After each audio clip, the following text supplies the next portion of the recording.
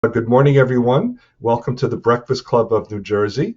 And so I am very pleased to introduce all of you to our group's founder and president and leader, Frank Kovacs.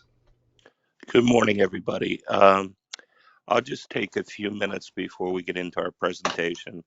The Breakfast Club was founded following the 9/11 tragedy to help the people that lost their jobs due to the tragedy.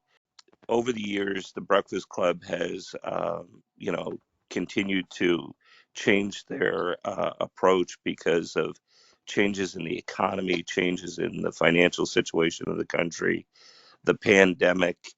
But some of the biggest issues have been around technology. The advancements of technology and the pace of that change have been very critical to changing where complete jobs have gone away. Brand new, different types of career paths have come up. Uh, an example of that would be that of the data scientist over the last several years. And with these changes, it's not only affected the technology team and those positions as it had years ago, but now it's proliferated into every profession there is. So whether you're in HR and finance or, any of the many other functions, using technology has been a critical factor in how those jobs get done and what applications they use, how that technology is done. And it's also changed even the way we work, where we work You're from. broke! You're fucking poor! So with all of that, there's been a tremendous amount of disruption over this time. So what the group does is every year we start off with a look at technology and how it's impacting the market, how it's impacting these changes to help our members prepare and be knowledgeable in, what is coming, what they can do for themselves to be proactively prepared to the best of their ability, and how to thwart that. And today's presentation is something that's very key to that preparedness and that insight and awareness every year. So with that, I'll turn it over to Jerry Payton. Jerry is one of the volunteers that works hand in hand with David on our presentation committee, and he'll introduce our speaker today. And I'm sure you guys will all get a lot of great information to help yourselves out. Thank you. Thank you, Frank. Good morning, everyone. I have a great presentation for you today. Let me introduce today's speaker. George Pace is an IT technology leader focusing on how to extract business value from the latest technologies. He now focuses on how to keep pace with generative AI and the use of that technology. George shares his GenAI journey live every Sunday morning at 9 a.m. Eastern Time. Previous in his history YouTube channel to www.youtube.com/keeppace. So stop by and subscribe. George holds a bachelor's degree in computer science from Seton Hall University and an MBA from the Rutgers Business School. I now like to introduce George. Thank you, Jerry, and thank you, Frank, for having me once again to present. Let me get myself started here. So, boy, another year, another presentation. So I'm going to get right into it because today I think we're going to have a fair amount of conversation, or this presentation should lead to a fair amount of conversation, because generative AI really has been the primary topic, or probably one of the hottest topics of 2023, and I expect it to extend into 2024. So as I look through the people, I see a lot of my fan bases here, but I also see a number of new people. And this is a presentation disclaimer that I've had for some time. This presentation is uncomfortable because disruption is uncomfortable. And this idea of disruption really has been the new normal for some period of time. This is not necessarily a new thing. And it really changes how you look at acquiring new skills in this marketplace. I'm old enough to remember that And I use SQL probably as an easy example. You know, when SQL first came out, SQL Server first came out, you know, people were like, hey, relational database, what is this, blah, blah, blah. You could take a book home, and over a very short period of time, maybe a few days, maybe a few weeks, you could get yourself up onto that technology. The problem is the technology ecosystem continues to grow. There's more things that you need to learn. And much like a shotgun, where, you know, when you press the trigger, it comes out and then it begins to spread. This really is how technology has evolved really over the past, you know, 30 to 40 years.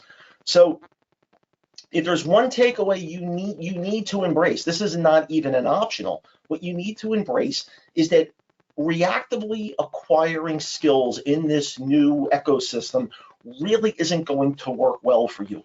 You're going to see why as we go through this. And unfortunately, I wish there was, because trust me, I've spent a lot of time on this. There is no, you know, Staples easy button. There's no GenAI easy button. And no, for those that, again, I wanted to say this, generative AI, that is the name of the space, because it is generating a response to a question. So you're going to see GenAI as the shortcut to this, but just realize generative AI is that sliver or that section of artificial intelligence where you're going to ask it a question, or you're going to prompt it for an answer, and it is going to, quote unquote, generate an answer.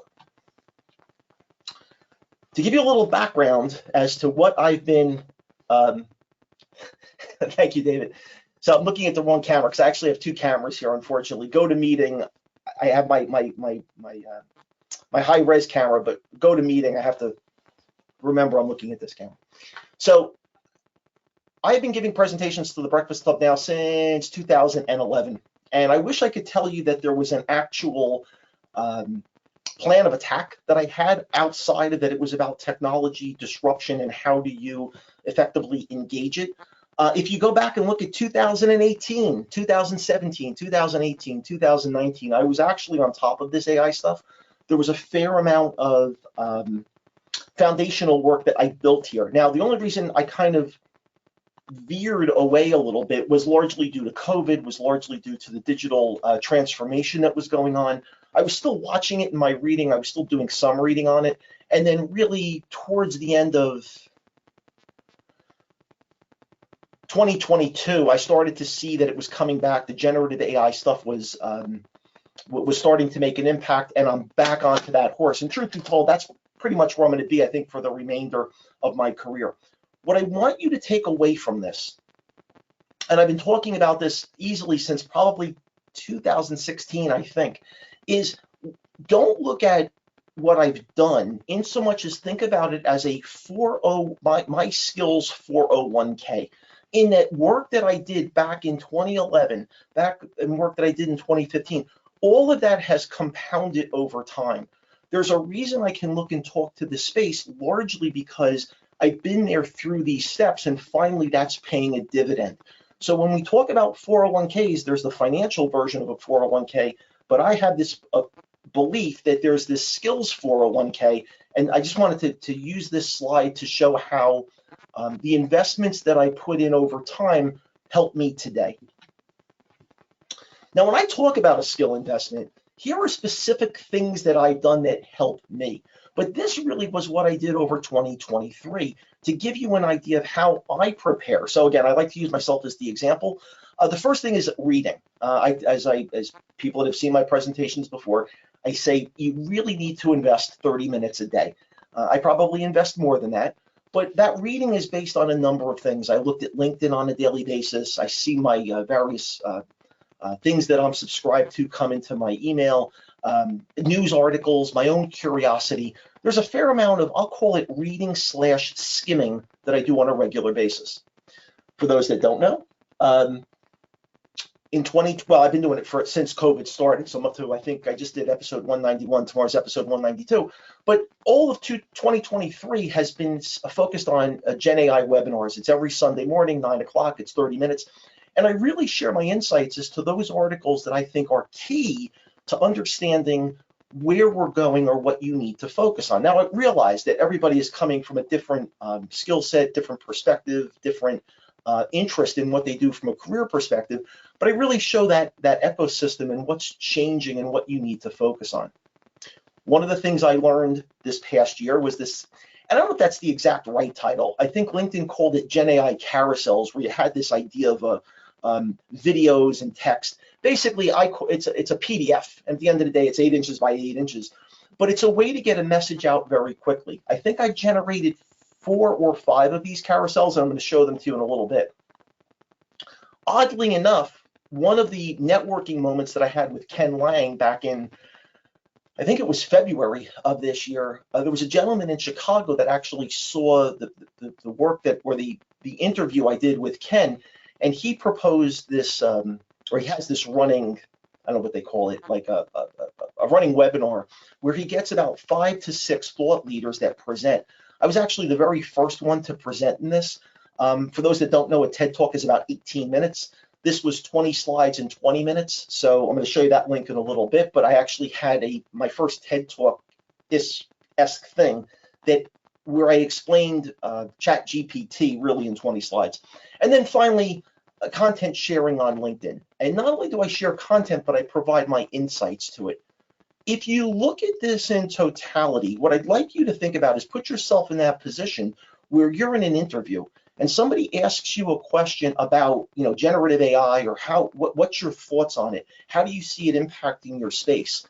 I can talk to this in great detail because if someone wants to do the prep work beforehand, it's out there, it's all public, but more important, I've learned from this. So where I am today in 2024 is very different than where I was in 2023. So again, this idea of a 401k skill investment, don't think of it so much as trying to quote unquote learn a technology, but you're really trying to elevate yourself against your competition in a way that they're really not thinking about. As I like to do in my presentations, I like to find that one example that embodies what we're talking about. Now, normally I do not read slides on the deck. Normally you put words on a slide, everyone rushes to read the slide. But I'm going to go through this one because there's certain pieces I want to start showing this skills journey in a sense, and what the challenges are going forward. So this one starts, there's a new global news network launching in 2024, and this article is about 2 months old now, which completely ditches humans for AI-generated news readers, and they're showing off some very superhuman capabilities that make it very clear. The days of the human news presenter are numbered. Full stop. So this idea of having an avatar, this idea of having AI-generated images, this is one component of this particular offering. So the ability to either A, create an avatar, or B, take a person and digitize that person, much like a digital twin, that is not a new technology per se. Has it evolved? Has it matured? Yes, but it's not new. That's number one.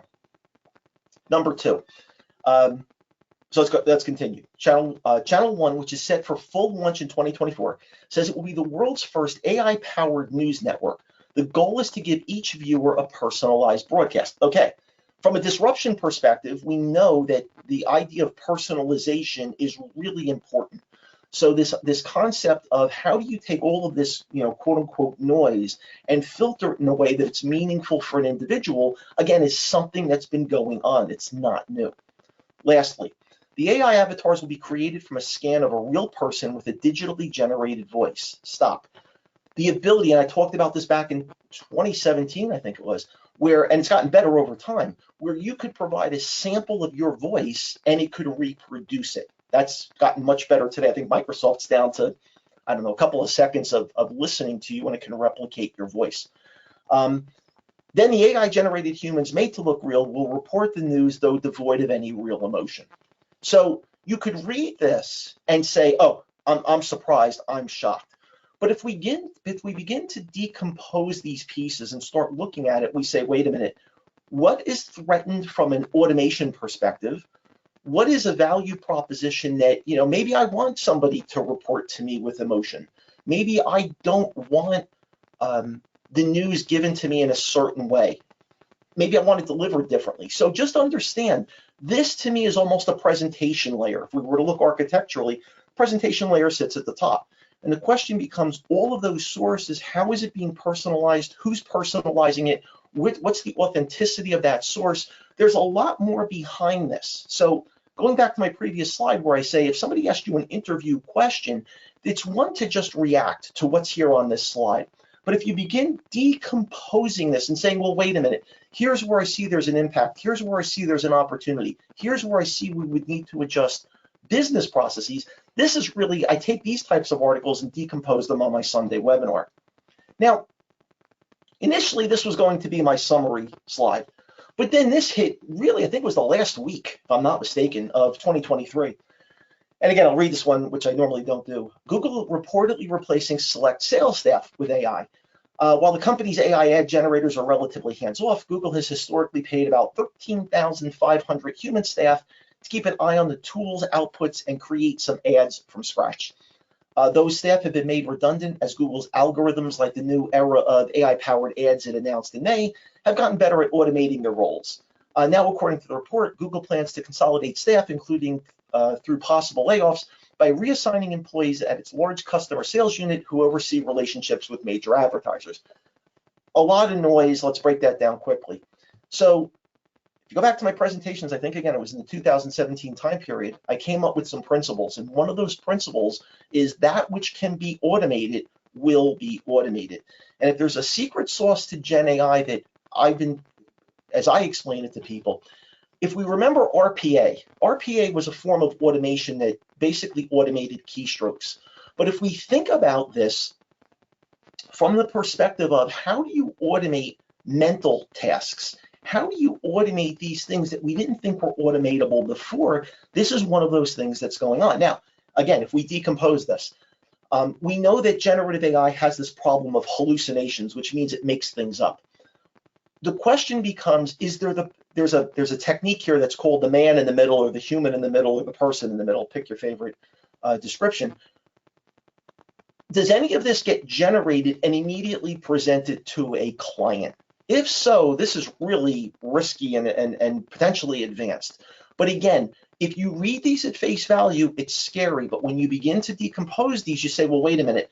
Is this automating something that should be automating? And what are the pieces that we probably didn't get to previously that this is now offering the next layer of skills or the next layers of capability?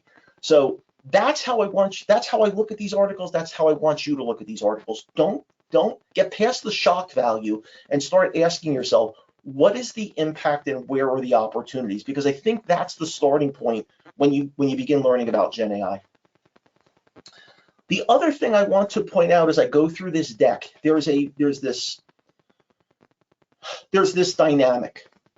If you are looking to acquire GenAI skills, yay, good, positive.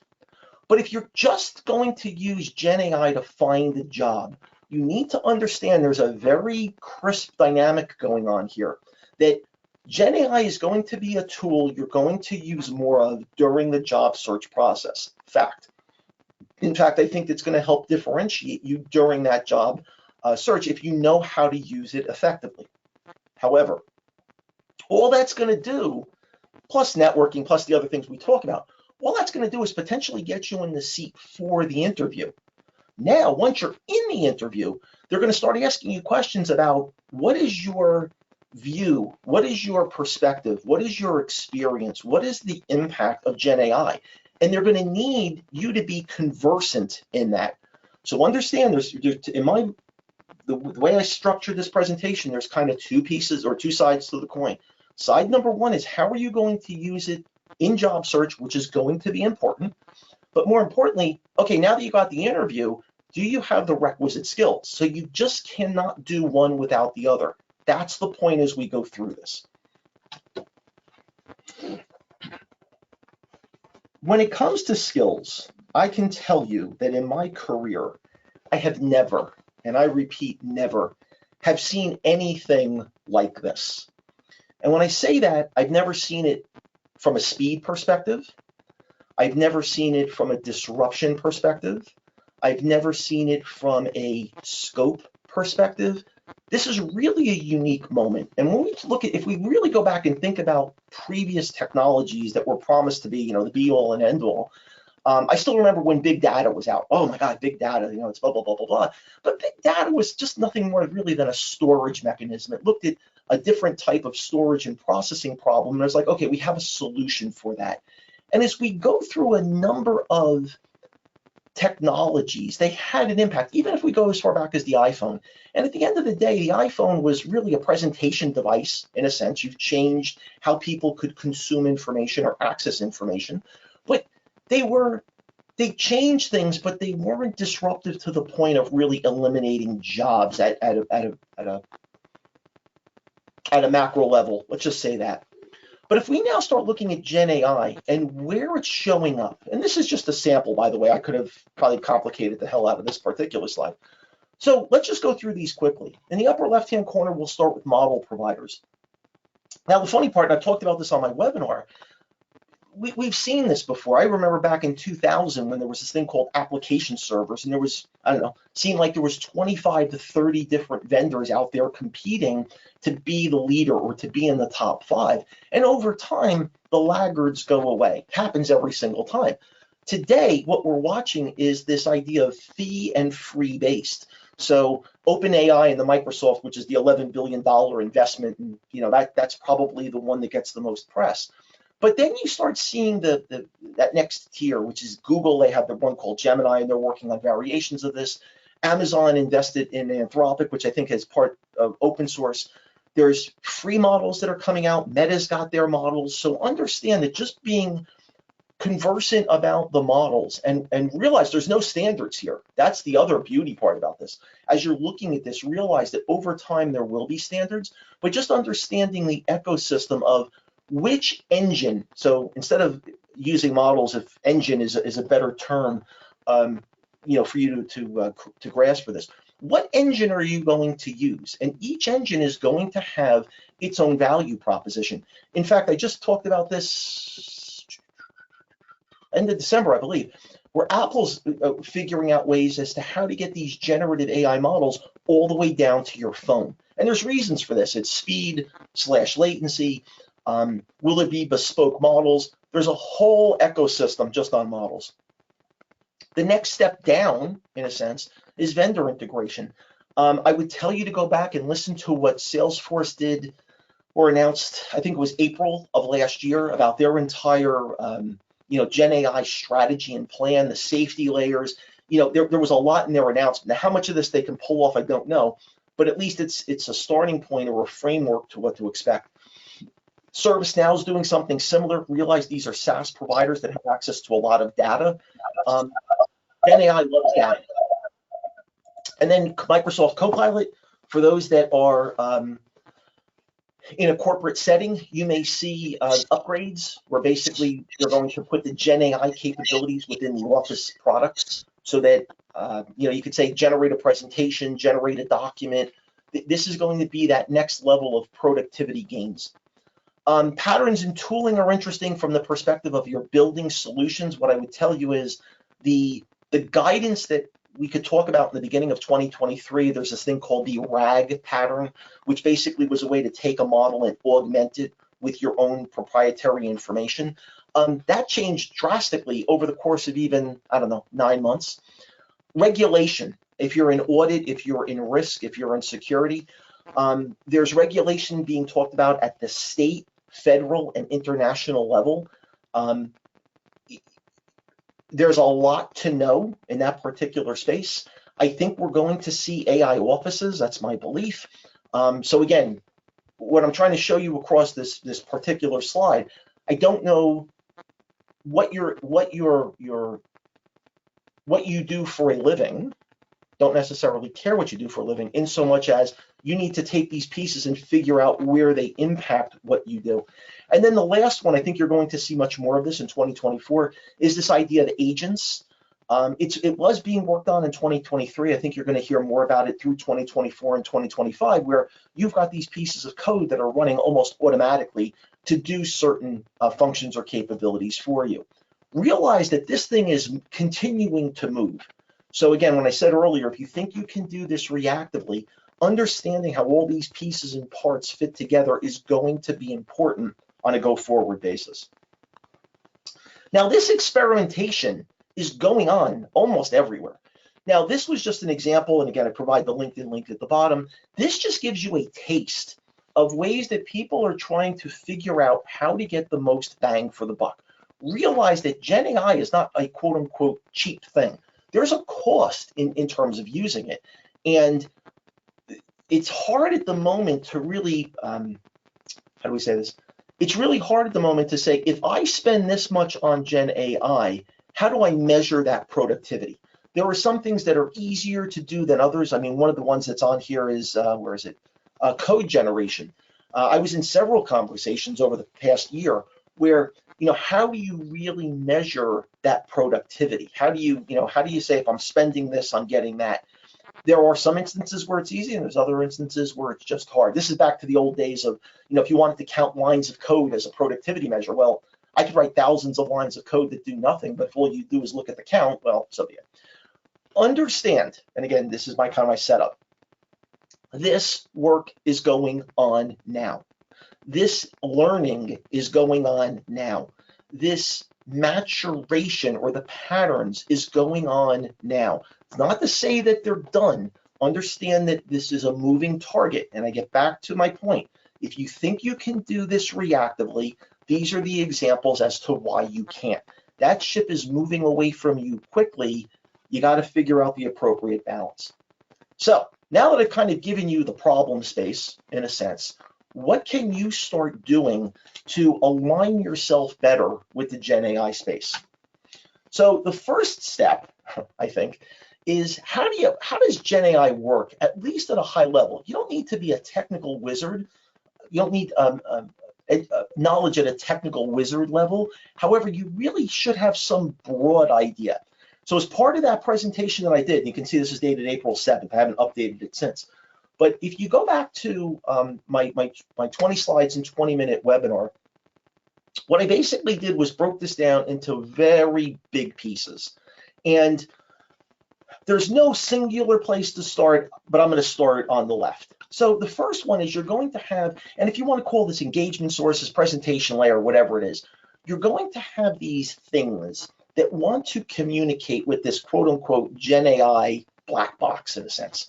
I think right now you've seen chatbots as the primary interface. You're going to see things like digital assistants like Alexa and Google Home become smarter over time. We're seeing it where you've got tools that do nothing but generate code. Robots are really the agents. You're going to see it embedded in applications like CoPilot. So those will be, let's just call them the consumers for now. Now, when your Gen AI request enters the quote unquote black box, here's kind of what's happening. The first thing is that it is doing a vectorization of your question. Now, what does vectorization mean? Well, basically, at the end of the day, computers are not sentient beings. They don't understand inherently language. However, there are models out there, and there's a company called Cohere, C-O-H-E-R-E, if you want to look them up, where basically what they've done is they've taken the human language, or the English language, they take another language, let's just use the English language, and what they know is they can look at a sentence, and they can put it into a mathematical vector, so that the position of a word matters, the meaning of the word matters, and what they can do is mathematically say, your sentence looks like this.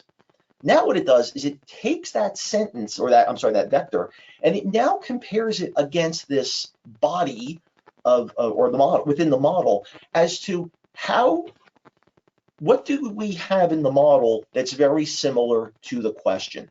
Now, mind you, this is on probabilities, this is on paths, this is, we think you said this, and how do we match it to what we have in our model? This is where hallucinations can happen, because if it goes down the wrong tree, as it were, it can generate an invalid answer. Now, once it does that, and it kind of comes back with the answer on the query response, it basically just reconstitutes it back and takes it from a vector and puts it back into English text.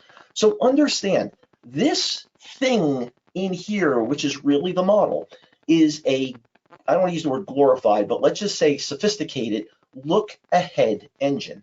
Sometimes it does really, really good work and it comes up with really, really good responses. And there's other times where it makes stuff up. To wit, back in May of last year, I think it was, there was a lawyer that actually used ChatGPT to create a response back to a client.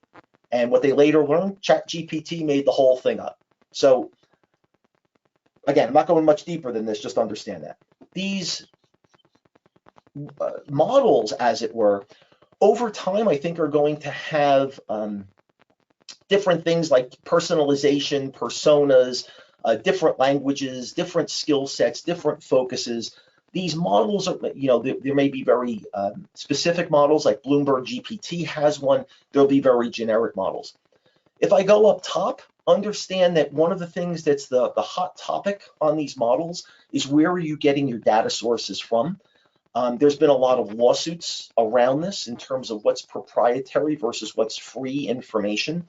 I think it was just this week that OpenAI admitted that it would be impossible to build their models without proprietary information. But from a corporate perspective, when you start looking at this, you're going to be asking these models, are you aligned with all of these regulatory issues that are out there? What were the sources? Did you have the rights to get those? Did you have the right to get that content from those sources? So from an enterprise perspective, risk and audit, how these models were constructed is going to be really important. And then finally, over here down to the right, and this is approximate, because there's no standards in the space. OpenAI introduced this idea of a plugin, and then there's this other model that's called a RAG model, which basically says, in this box out over here, this last box, you're going to have proprietary information.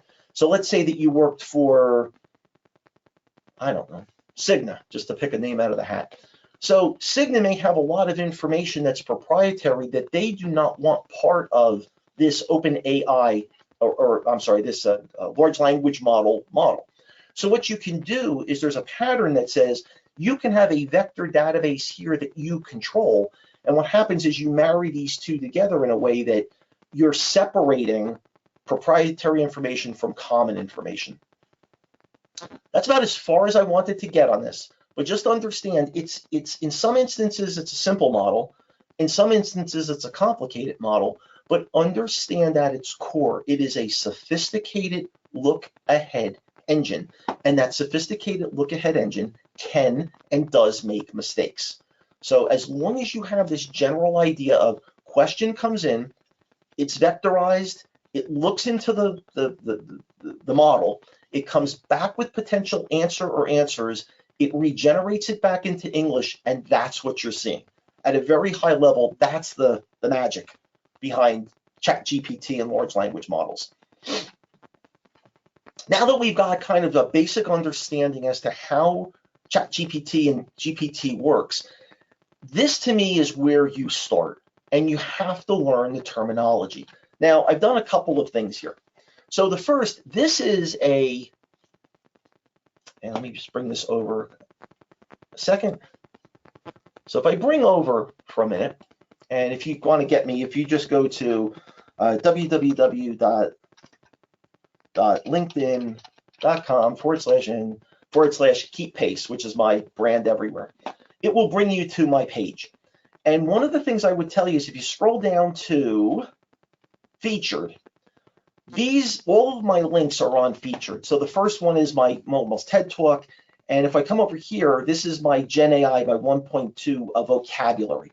So basically the idea here was to simplify, or at least take the most common terms that I've seen. Generative AI, large language models, there's about 49, I think now.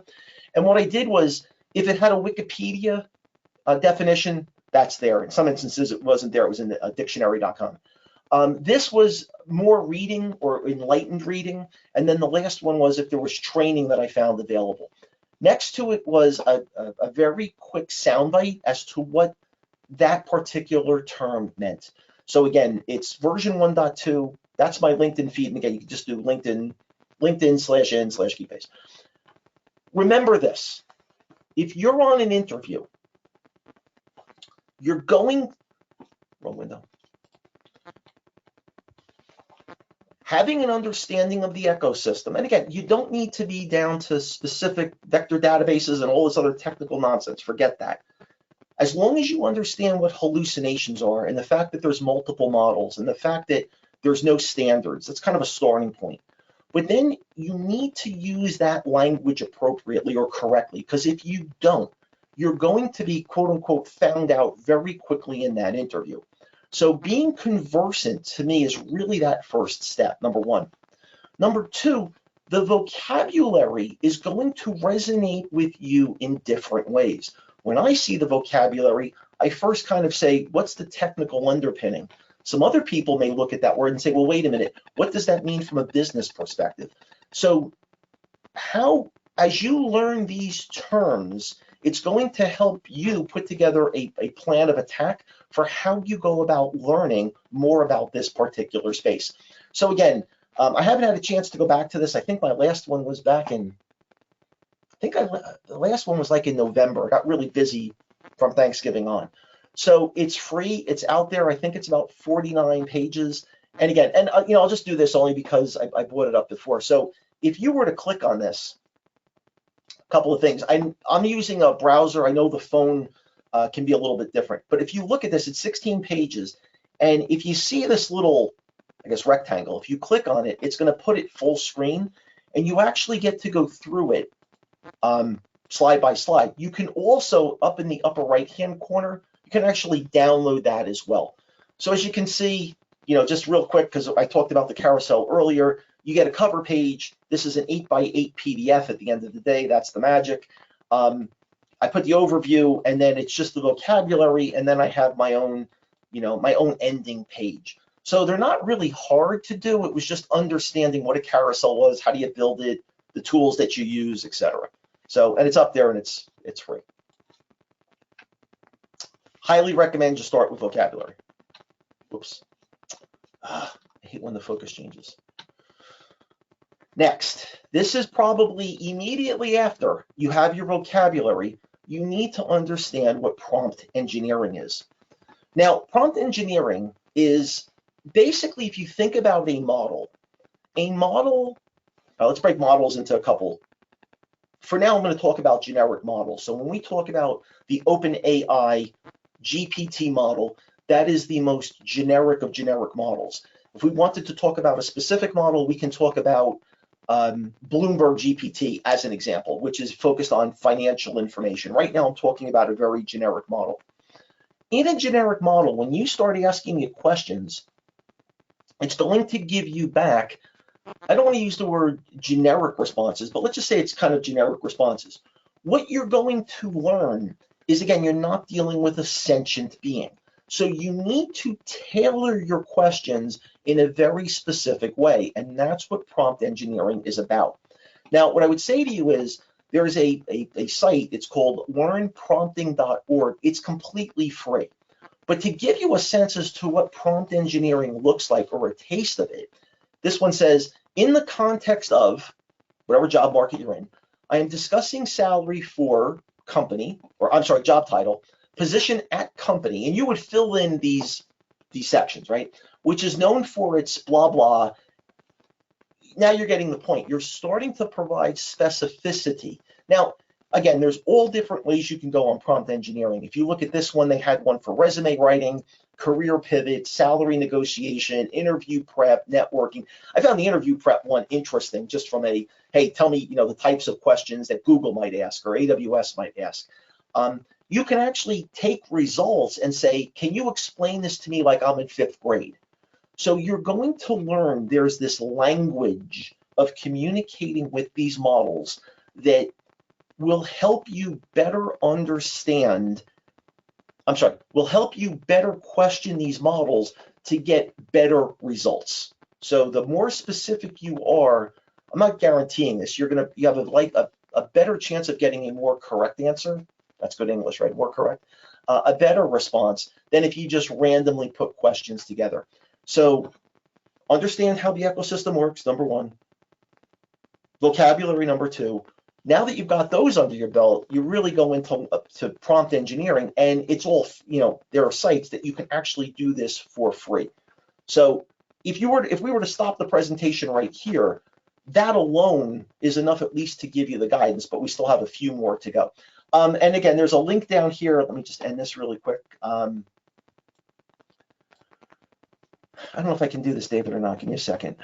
What is it you're trying to do, George? I don't think I can paste the image. I don't know if I can paste the image or not. Let me see. I Why don't don't you think open so. one of the photo programs, image programs, and just paste it into that? Or Word, Yeah, put it in a Word. yeah, I'll send it out. Yeah, I was just curious if I could paste. No, it doesn't allow me to paste. I didn't think it would. And again, this one, you had to subscribe to get the high res version of this. I mean, I can send the deck out. That's no problem. But again, you're going to see these on LinkedIn all the time. This is just one that I happen to find for this presentation. But you will find a number of cheat sheets, guides on LinkedIn on a regular basis that talks to this particular space. So if you don't see this one, there's numerous variations and permutations of this because everyone's basically trying to figure out the same thing. Some of these are a little more complicated than others. Like resume writing, it's helpful if you actually put your resume out into this context window, as it's called. But again, understand when I talk about experimentation and I talk about this learning curve, this is what people are trying to figure out right now. And I don't want to use the word stumbling here so much, but as they're going through that journey, they're getting more knowledgeable about how to ask better questions. And that's really what prompt engineering is about. Now, with that said, as I looked at this space myself, I was seeing a lot of people create things like this. And it was, hey, if I give you a PDF, there's a whole assumption of things that you're knowledgeable enough to pick this up and run with it. And what I saw, yeah, Jim, absolutely. And again, I'll share the deck. So David, yeah, this is don't worry about sharing the deck because this is something that I'll give to David and company. It's important that people have this. So now what I found was that if I were to say to you, hey, go use AI and go find a job, right? Pardon my French, what the hell does that mean? We really hadn't seen anybody that outside of putting these guides together, what does the ecosystem or the space look like? So what I did, and again, I did this in August, was I kind of put together something that hopefully begins to level the playing field. Now, if you go to my LinkedIn page, this is on my featured section. So you don't even have to take a screenshot here. You can actually download the guide where I talk about this and provide links. So if we look at this, there's no starting point per se. I'm going to pick one. I'm going to pick the middle of this, for example. So there's this moment where the job seeker meets the company, right? There's that moment. And if there's a moment that's really not clearly defined, at least from my perspective, it's kind of how do those interactions work? And again, I'm not talking about networking and all the other things that we espouse. This is just in general. If you did nothing but do this electronically, how does the electronic person meet the electronic company? What does that look like? So if I were to go up in this, so you've got these different pieces and parts, and I'll read the kind of the legend to you. So if you see something is in this yellowish orange, whatever the hell it is, that's kind of a combination of just artificial intelligence and machine learning. Understand there's all different types of AI. It's not necessarily important. I could be off on one or two of these, but it's close enough. When you see it's in the blue, that's probably going to be pure GPT. If you see that there's this white and blue, it represents that it's probably a 50-50 split, where you're going to be doing some of it and GPT is going to be doing some of it. And then there's those moments where it's just completely human, right? So if we look up at the job applicant toolbox, my wife just was nice enough to give me another cup of my morning tea. Thank you, dear. So if we look in the upper left-hand corner, digital presence. To me, digital presence is all about your posting, your digital artifacts, your digital breadcrumbs. What does your digital presence look like? Now, there are some schools of thought that say use ChatGPT to build out your blog entries or to create some ideation. What I would tell you is, based on hallucinations, I would use GPT as a tool to potentially help build out your presence. But at the end of the day, I still think this should be a human thing. You want that personal touch, because if you have something generated on your behalf, how well do you really use it? Industry knowledge, I think, is somewhat similar. You can have GPT, give you some assessments as to what the current state of the marketplace is. But again, I think that there's a certain amount of work that you need to do. So I'm okay 50-50 here. I think one of the things you're going to see as we get to the middle is that you can use ChatGPT to generate cover letters, and there's going to be, I think, services that evolve to do this, that it can help tweak your resume. But again, I think that as we look at these, maybe these engines are going to do the lion's share of the work, but you can't trust them because of hallucinations. You're still going to need to go back and potentially tweak them. So for those new to this, it's at least a tool, but and possibly to help you create more targeted resumes. I think this can help or do some of the grunt work, but realize that you cannot trust these tools 100%, again, because of hallucinations. I think one of the more interesting ones is going to be those that can take a job description, filter out what those keywords are, and then help you take your resume and match it back to that job description, which again is another best practice that we talk about. I think it will be helpful in company research because I think this is kind of what the engine's going to be able to do, right? Tell me about IBM, tell me about AWS. So that, and then finally interview preparation. Now, mind you, it still doesn't replace the human factor here, but you can start getting insights to what type of questions this company XYZ tend to ask. So your job applicant toolbox, this is a starting point as to where AI and GPT and similar tools are going to play a role. Now, if we go all the way down to the bottom, the hiring companies, they've had this stuff in place for a while. So, if they want to do a cultural assessment to see if you're a fit, if they wanted to do a talent assessment just to see if your skills match, they've had video that they can actually watch you during the interview process to get visual cues about you. And then their applicant tracking. They've had these types of things for a while, which to most job seekers, they either haven't been aware of or they don't know how it works.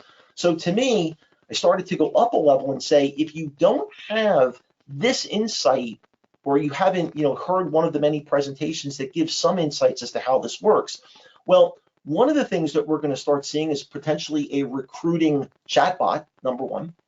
I think we're going to see more of these third-party sites adding AI capabilities, and the question becomes, what does this interaction look like? Because today, these automated app submissions, as we've learned, you want to find somebody in the company to help you through this. But today, a lot of this tends to be manual from the individual perspective. And, the closest thing that we may have is this automated app submission, but that doesn't guarantee anything. So probably in 2024, as I get a little more educated on this, I'm going to update this. But what I wanted to do is give you that starting viewpoint as to what the evolving landscape or ecosystem is going to look like over time. Some of this, I don't think I really embellished much here, but it starts to show some of the holes or the opportunities in where can you use ChatGPT, where are companies using AI, and kind of what does this interaction of the two look like. So hang on, Alex came up with, hold on here.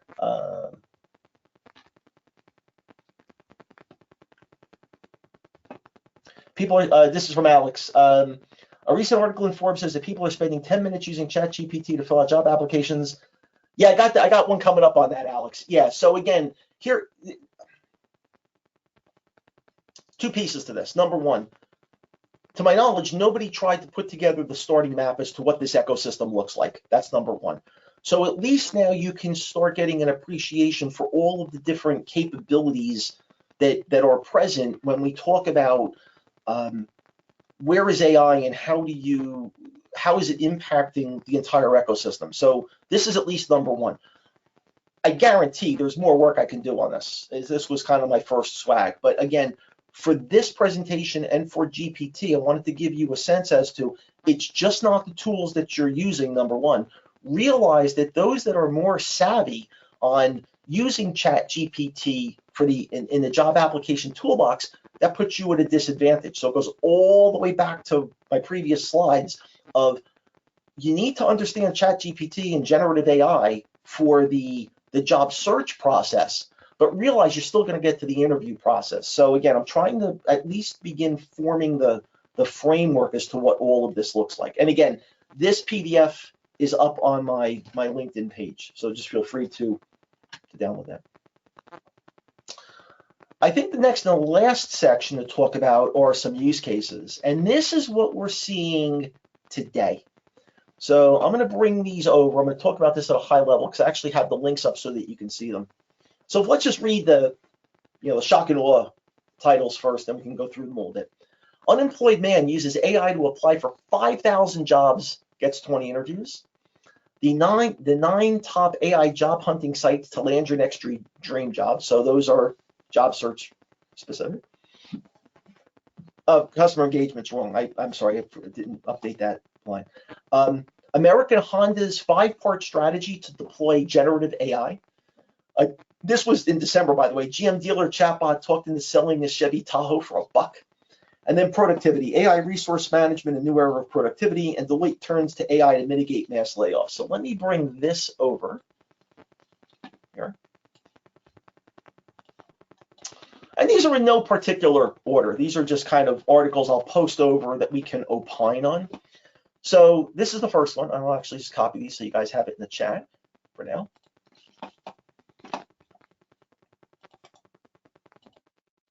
So this is the one that Alex was kind of talking about. Now, again, I'm not claiming to have all the answers. I'm just claiming to start the framework to begin the understanding as to how this is going to work in this new ecosystem that we're coming into. So this is the quantity, to me, this one reads quantity over quality at the moment, where there will be forms of automation that will allow you to blast your resume or blast your job subscriptions, your job submissions to a broad range of sites. And I'm always reminded, it's come up actually recently as a side. I remember very early in my career, this would have been around 1986-ish, when the antivirus vendors started coming out. And there was this idea of a computer virus, which previously was like, what is this? And there was this conspiracy theory, in a sense, that the antivirus companies were actually writing the viruses so that you would have to go and buy the antivirus software, right? I think in the short term, there's going to be this level of, trying to think of the right word. There's going to be this moment where, as the maturation and the insights grow over time, that there will be ways to potentially limit this or potentially throw people out that are doing this. Because in a sense, this is like a spam. In a sense, this is like I don't want to say it's like a denial of service, but you're overloading the system. And I think that over time, there may be ways to prevent this. But understand in the short term, there are ways to automate these things which had been hard to automate previously. So as it evolves, it'll be filtered. Absolutely, as it evolves, it'll be filtered, right? So just understand. But again, let's decompose this just a little bit. Even at scale, let's just say this is down to 100 jobs. Well, you're going to be able to use generative AI to at least hone your resume, to hone your cover letter. You'll be able to use these tools to allow you to potentially apply for more jobs. But remember, just applying to the job, does the job really align with what you want to do? Does it align with your skills? And are you ready for that interview? So again, that's why I started this presentation off with there's two different pieces to this. We can talk about job search. That's great. But you're going to need the requisite skills to go together. So I think that this one was the extreme. But just understand, this is, out of this is going to come some patterns. I don't know what those patterns are just yet, but this is the start of what does a pattern look like for a job seeker in this new world. So that's number one. Number two, you'll see a lot of these. I'm not suggesting that this is one versus isn't one, but you're going to find people that are going to be sharing sites that they see or tools that they see. Some of these are going to be free. I'm going to guess some of them are going to be fee-based, but JobScan, and this one has the links. That's why I shared it in this presentation. So, Interview Prep AI, Postlander, whatever this is, AutoJob, Career Flow, Sonara, Applyish, that's a name, Loop CV, Resumatic. So I'm not suggesting that these are what I would call recommended. What I'd like you to do is, as you click through each one of those links, get a sense as to how the ecosystem is evolving using these AI/Gen AI tools to help you either prepare your artifacts for submission, prepare yourself, etc. Oh yeah, Alex, Alex brings up that the success rate. Now, on the flip side, I've been watching LinkedIn for the past, I don't know, 6 months, I would say. And now mind you, I don't know the details as to how people are doing it, but I do hear people that have been applying to, they claim thousands of jobs just on their own, and not even getting a response. But we also know why, right? There's other pieces to this. So again, not saying that this is recommended. I'm getting you acclimated to what this new ecosystem looks like. Now, this is an interesting one to me. And America Honda is actually working on building the skill sets internally for them to compete going forward. Because today, if you think about it, if you don't know a thing about this, where do you go to school? Where do you start? Where do you get the certifications? What do you do? Some companies are proactively saying, well, what we're going to do is we're going to find a bunch of people, or we're going to start training a bunch of people. Now, yes, are you going to lose some through attrition? And yeah, that's always true. But you're finding companies now that are actively putting this idea of training their people to get them ready so that they can get the value, or have more people understand the value of these types of tools going forward. So, one of the things to look at is which companies are out there that are actively promoting these types of skills, or eagerly looking, because there's actually two things. Let's just say you can't get into Honda, but if you can learn about what their programs are and what they're focusing on, it's another education. It's another way to get yourself educated, or learn to focus on what skills are important. Now, the flip side to this, and I bring this up because I thought this one was fascinating. One of the things you need to learn is how to ask better questions about these ChatGPT large language model tools. Now, in this particular, and this goes through testing, by the way, this goes through the proverbial, man, person, woman thing in the middle, whatever you want to call it, right? This, are you comfortable, and what is the magnitude of the decision that's being made, and are you okay with the system being gained?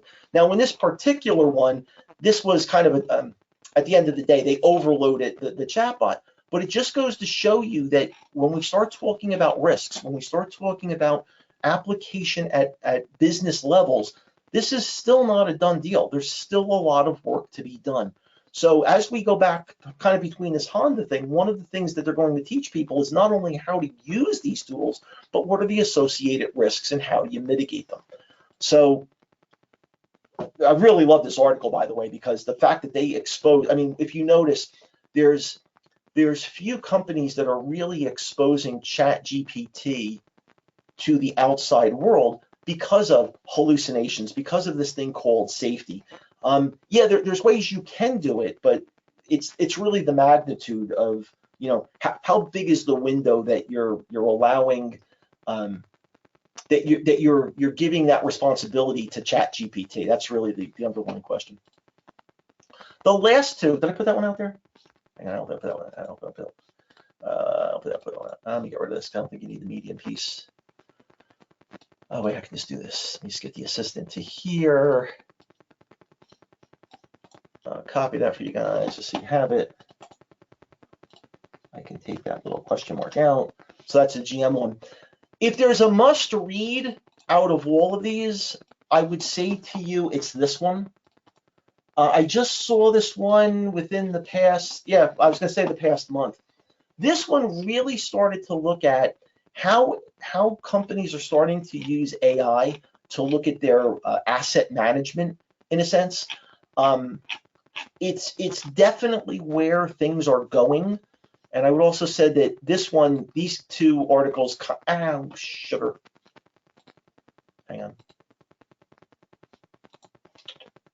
Clicked too fast. If there's two must reads, I would say it's really these last two. This one on AI and resource management that really is talking about how AI is becoming a tool at the management level to help them better allocate and leverage their resources. That was one, again, this just came out on December 18th. And then this one was about the same period, I think, about 3 weeks ago, it was December as well, where they're actually looking to mitigate layoffs. And if you think of staff as resources, their resources, how do you best help leverage your human capital in a way to help you minimize layoffs? So again, what I wanted to do was kind of give you the entire ecosystem of what's being used today, where's the experimentation that's going on, what are the types of things that are going to become part of the new normal. All of this bubbled out of 2023, and they're going to mature in 2024. So that we have time for conversation, what does this really mean? I look at these generative models, in a sense, as really the adoption of a new mindset. To me, much like RPA automated keystrokes, there are things that GPT is going to do that, if you think about it as the automation of certain mental tasks or mental activities, I think that's a way to look at this, because really before ChatGPT, we didn't have a way of doing this level of automation. So to me, that's a primary principle for me as I look at this space. It's you're automating things that really should be automated in this day and age. Again, if you wait, and I'm hoping that the slides here were broad enough and covered enough topics that there's very few things that this isn't touching or will touch in some way, shape, or form. Couple that with the rate of change of how quickly this is changing. I'm telling you, in my career, I have never, ever seen anything like this. I've never seen the volume of literature. I've never seen the speed of this change. I've never seen the amount of sharing that's been going on. I've not seen anything like this. Now, fortunately for me, I've evolved over the years that I've have enough of these patterns and frameworks in my head that I've been able to go with the flow. But even that, it has been a challenge. So figure out something, even if it's just get started with 30 minutes a day, but you need to put some plan of attack together. In fact, I'm actually working on my education plan for 2024 right now. Now, for all the doom and gloom that you will see out in the papers about, oh, it's going to replace jobs and it's going to do this, well, we've always had that disruption over time, right? There's always been technologies that have quote unquote replaced jobs. One of the things I'd like you to look at as you go back through this deck is realize that there are new jobs being created. They're just not here yet, or they're still evolving as to what those skills look like. Even in the regulatory space, there's a lot of work going on. Let's just talk about testing. There's a lot of questions that are out there. Let's talk about data. What are the sources of data? Yeah. If I could interrupt just for a minute. Sure. When you refer to RPA as automating keystrokes, really, I think it's helpful to the audience to understand that you're capturing rules and logic, and basically based upon what that workflow is, it allows the rules and logic to be automated and applied to what that workflow is. So let's think of someone like a mortgage processor, right? They have all of these different inputs that they need to go through. And it normally takes an individual like 9 hours from beginning to end to go through all that data and checks and balances. And it's very tedious and it's very time consuming. And what happens with individuals when they're given work like that, the human mind can stray, they get interrupted by things, and unfortunately, it results in defects. So when you have something like that that you could prescribe and document the rules and logic from beginning to end of what the workflow and the function needs to yield, you get tremendous productivity improvements by having a machine do that, because it's just a repetitive task. Over and over, you're just looking at the same sets of data, you're applying the same rules and logic, and you're coming up with a bottom line result against that. So it's very controlled. Yep. Where generative AI became the game changer is because now the tool itself is supplying additional insight, it's refining the information, so it can actually learn from the previous work that it's done, and it can refine the approach, it can improve the approach, and it can work on improving the results. But again, it's only as good as the direction it's given in the base rules and logic, and how it performs the task. Yep. So a lot of the times what people do is they'll set up two AI systems, one next to each other, one to go through that rules and logic and work on optimizing the results and making them improved over time, and then they'll set up a second AI to look to see if there's any defects being introduced. So again, it can look at how to improve it with a oversight type of capability. So this generative AI, if you look at it from an interview perspective, um, let's say somebody looks at an engine and they're putting in information about body language, and it's looking at the individual and it's trying to pick up cues like somebody having their hand to their face, someone, rubbing their hands together, blinking repeatedly. All of these things are cues, but it doesn't take into account just human nature. Let's say maybe the person got new contacts the day before and that's why they're blinking excessively. Maybe they really have, something itching on their face and that's why they're touching it. It has nothing to do with them lying. So that's where this refinement in the evolution is going to continue to go, so that the results start to take in these different things. And then also, when these different bits of rules and logic are put together, they're put together by humans programming and capturing logic, but they do so from their own paradigms. And when they do that, there's a thing called bias that can be introduced. So maybe I weight something differently than Jerry Payton would or David Shuckman would, or I pick up on different pieces of data and I feel they're more essential to the data making, decision making, and how to weight them appropriately or comparatively. So that's the type of refinement that's going on. But the major differentiation is it coming holistically out of what a person is capturing as rules and logic, or is it being generated by the technology and refined by the technology? And that's what generative AI is. So that's the two basic differentiations between RPA and generative AI, which we're talking about today. So Yeah, I and hope that helps some of the people. what I would add to that, Frank, is one of the and to Frank's point about the rules in RPA, if you think about where RPA is used, like in call centers as an example, there's typically a higher turnover there. So one of the value props that you get out of that is you don't have to necessarily retrain the people on these legacy systems where the people that built those systems are long gone, right? So there's a pattern there that's a value prop to the company. Generative AI actually has a number of different, I'll call them paths. And one of the things is that if you just use generative AI for, I'll say it's kind of tongue in cheek, if you use generative AI for generative AI, it covers everything that Frank talked about. One of the things that's going to be kind of part two to what Frank talked about is the agent piece of this. And early in the deck, I showed you're going to hear more about these intelligent agents.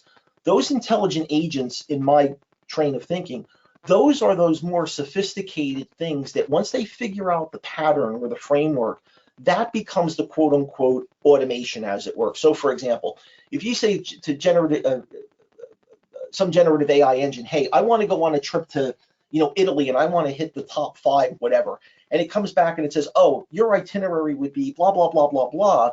would you like me to go book that trip?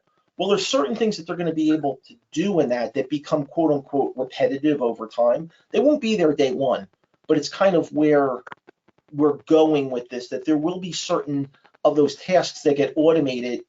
Now, how they get automated and what automates them to be But seen, but okay, so that's coming. George, just so everybody knows, these intelligent agents that George has been talking about are already here and have been in use for quite some time. So what they do is they front end the quote unquote agent that you're going to interface with for customer experience with a product like GetAbby. And think of like a deep fake. They can sit there and they get enough information on you, your facial recognition, your voice pattern, etc. And then basically, while it's going through its rules and logic and its knowledge base, it can interface with you just like an actual human would, as long as it's encountered those situations, those questions, that circumstance previously. And then it can do things like do sentiment analysis in real time based upon how you interact with it. So it understands as you're interfacing, did it decipher the problem or the issue correctly, or what the ask was?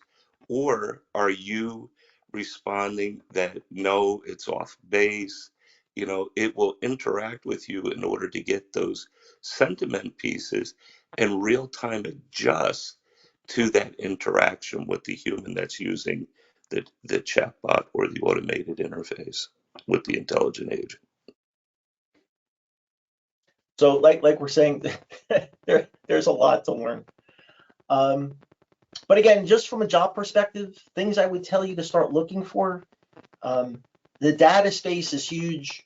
If you think about most companies, their data can be their data practices may not be as good as they need to be to best leverage generative AI. Remember, if you're copying data from source system A to source system B, to C to D to E, the question becomes AI wants the real data, right? It doesn't want necessarily made up data. What's your source of truth?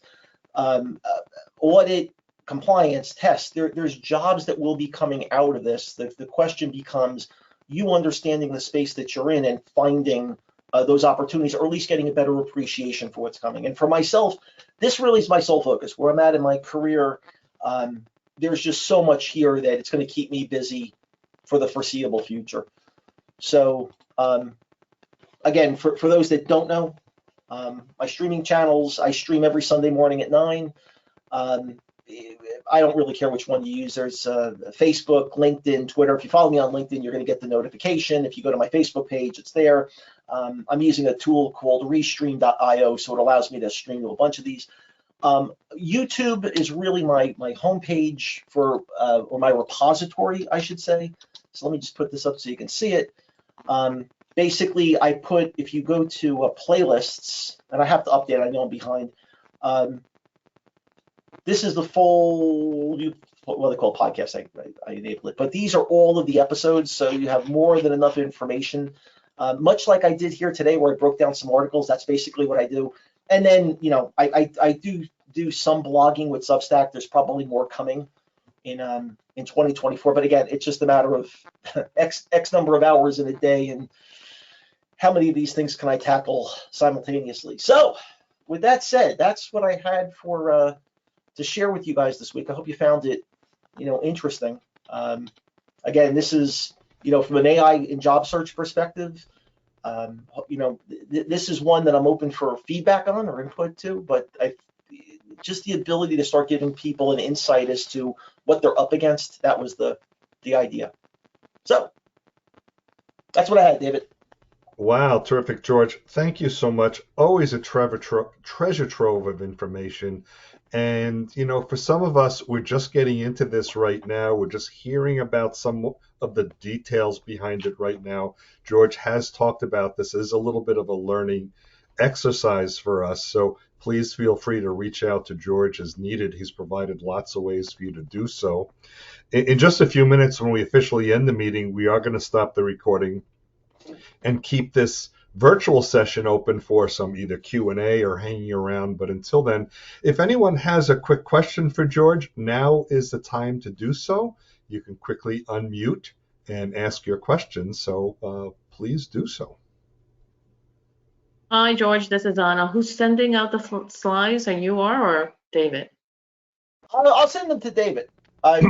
Yeah, usually, Anna, what happens is when a presenter like George offers us the slides, we post it on the Breakfast Club of New Jersey website. So you'll see that probably in a couple of days. I'll get them probably a little later from George, and we'll just have to get our webmaster to do that. One piece that I would suggest that's valuable to everybody to understand about what George just discussed in relation to their job search. If you create a 4-box chart, right, and on one side you put and you plot all the tasks that your position or profession does, and you look on one side a matrix and put those things on what are the easiest tasks to automate from low to high, and you put another chart and position it by what is the value of that task, low to high to the business. And once you put in all those functions into the 4 grid, the thing you want to focus your career on and the types of jobs you want to look for is those tasks that are hard to automate, but the greatest value to the business. If you're focusing your career, your skills, and your expertise for your job and your profession on that grid, that is where you're going to be the most valuable for the long haul. So if it's easy to automate, well, the company could take the cost savings and automate it, and you could be out of a job. If it doesn't have value to the company, you really got to question why is the task even being done in the first place. So again, focus on those things, those skills, those tasks, that competency that's hard to automate and of high business value.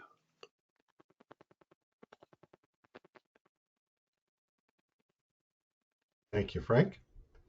So any question, an opportunity for George at this time?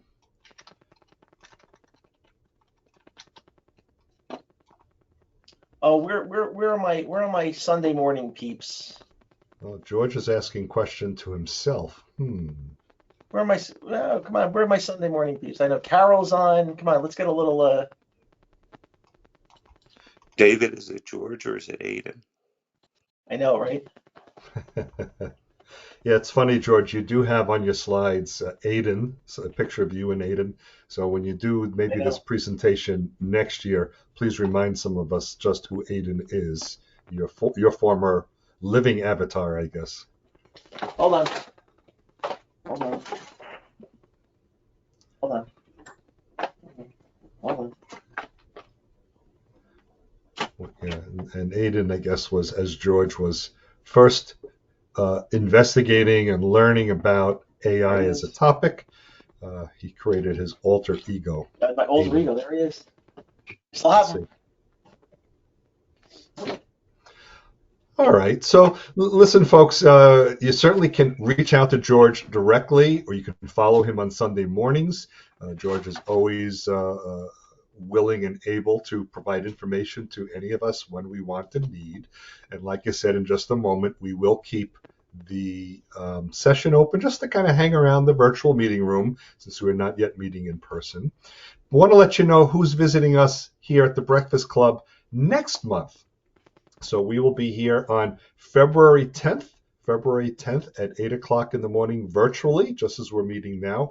Sharon Busey will be back. So happy that Sharon will join us. Enterprise Agile Career Opportunities from Specialist to Senior Executive. And so Enterprise Agile is a way of scaling agile methodologies for development teams. So she will be talking about that. Really cool topic. So glad that she will be here again February 10th at 8 in the morning. And just before we wrap up and turn off the recording, Frank, do you have a parting comment you'd like to make? The thing that I'd just like to remind everybody is that, cybersecurity threats and identity theft are at a huge, huge spike, and they continue to grow daily. And a lot of the technologies that we talked about today have the ability to be just as useful to those that are bad actors out there that want to use this to try and thwart your passwords, steal your personal information, perpetrate, credit card fraud, bank fraud, you name it. So, if nothing else, it's imperative that you use this technology in order to keep yourself safe, because no longer does anybody have to break into your house to rob you. It's as simple as if you're a woman and you carry a pocketbook, they can just be in line behind you and they could tap into it if your credit cards are not in an RFID protected, wallet, or even a mail if it's in his pocket and he doesn't have an RFID wallet. There's so many different ways now. Even at night in your house, you have to take your key fobs and put them in a RFID box and close it, because if it's near your front door, they can go into your driveway if your car's not locked in your garage, and they can clone it and just drive away with your car. So these technologies are very, very powerful, and it's critical that you understand them and really their capabilities, not only for good, but for bad as well.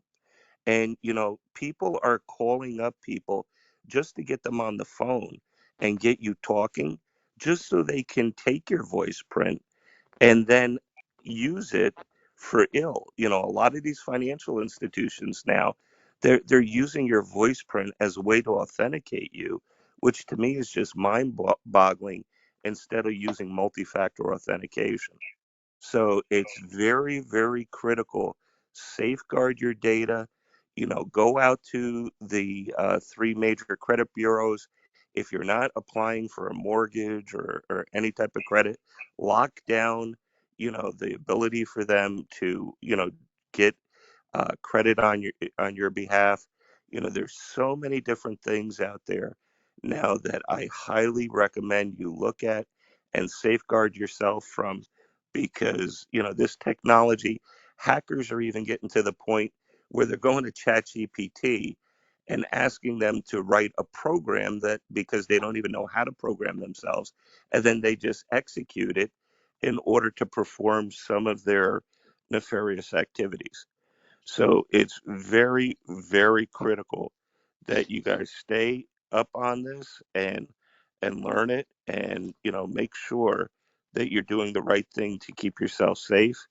A lot of people have even stopped answering the phone and let it go to a voicemail, and then look at the voicemails and determine if it's legit and should Hmm. they respond to it. So, be aware, be vigilant. Everybody always says, see something, say something. Make sure that you're keeping yourself prepared. And if you like to, there's a website called fightcybercrime.org. I was very impressed. They're focused on the general population and explaining to them all the different aspects of cybercrime that are going on today. Again, it's fightcybercrime.org. And I definitely suggest, you go out there and look at that and see how, unfortunately, some of these technologies are being used for bad, so that you can keep yourself safe. I would just add to that. It's an insurance policy. I have it. LifeLock. I would just say to you what it catches, how it notifies you. Yeah, it's a little pricey, but it's yet another tool in the arsenal where it's doing some work on your behalf. So if you haven't used LifeLock, I mean, I applied for an auto loan, and just even watching the mechanisms as to the credit agencies, the questions that got. I mean, it's given me a much greater insight as to what goes on that you normally wouldn't be aware of. So it's another tool in the arsenal. I'd make a comment. I work in the IT risk area, and the amount of spends that are right now, company is going in to try to help protect themselves and protect their customers is at an all-time high, and it's escalating every year because the potential of this is so great. I'll just say that.